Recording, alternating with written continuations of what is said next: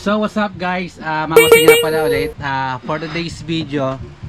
Marami kasi mga nagko-comment dun sa video na ginawa ko na yung time and date paulit-ulit na correct yung binubuksan yung TV or di kaya yung Android box.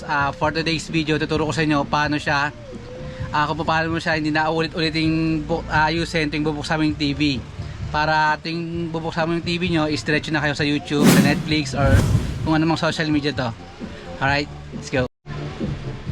So yun guys, as you can see naman, mali yung oras natin. Para maayos natin yan, every time na bubuksan natin yung TV box or yung Android TV, Smart TV natin, puntahan lang ng settings. Hanapin mo lang kung nasaan yung device preferences, then reset.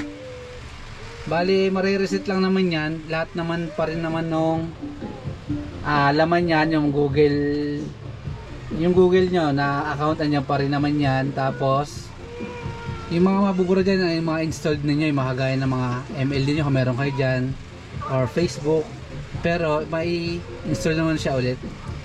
So ngayon i-restart ko siya para makita natin kung paano siya gagawin step by step. So yun guys, na-restart na natin yung TV. Sa language natin, yun, English, United States. Tapos region natin, hanapin na yung Philippines. Ayan, Philippines. Tapos skip na lang yan. Tapos kung meron sa inyo wifi, connect mo lang kung ano yung wifi ninyo. Ayan, i-blurt ko na mamaya yan. Connect mo na kagad sa wifi mo, kasi pag di po siya connect ngayon, mamaya i-connect mo ulit yan. Connect mo na ngayon. So kanina guys, natin naman ang mali yung oras natin, kasi meron akong nag-comment sa akin, medyo bada po ulit na isi-set up. Kaya ngayon, ito yung sagot sa tanong niya na bakit daw every time nabubuksan yung TV box niya is ayusin yung oras. Connected successfully na sa internet, or kung LAN cable ba yung ginagamit nyo direkta sa TV nyo or sa TV box nyo, dun siya i-connect. Please wait lang. Tapos skip ko na lang yan, pwede mga skip yan. Tapos accept natin yan, yes lang natin yan. Tapos yan, continue lang, try. Tapos agree lang kung ano yung nandun sa box ninyo.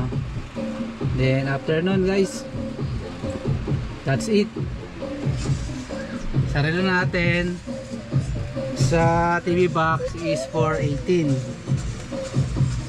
Tapos sarili namin is 418 din. So guys, yung problema nyo sa, di lang to sa pang YouTube Netflix, lahat ng class ng social media or mga apps, kasi kailangan tama yung oras para mabuksan ninyo. So ito yung sagot ninyo para hindi na kayo pa ulit-ulit na magbubukas at na mag-aayos ng oras. So yun guys, bali na ayos natin yung oras nung TV box natin. Wala nang problema tungkol dun, hindi na kayo every time na bubuksan yung TV or yung TV box nyo, mag-aayos kayo ng oras. Bali tingnan bubuksan nyo yung YouTube ninyo, yung Netflix ninyo, kung anumang apps yan, is diretso na.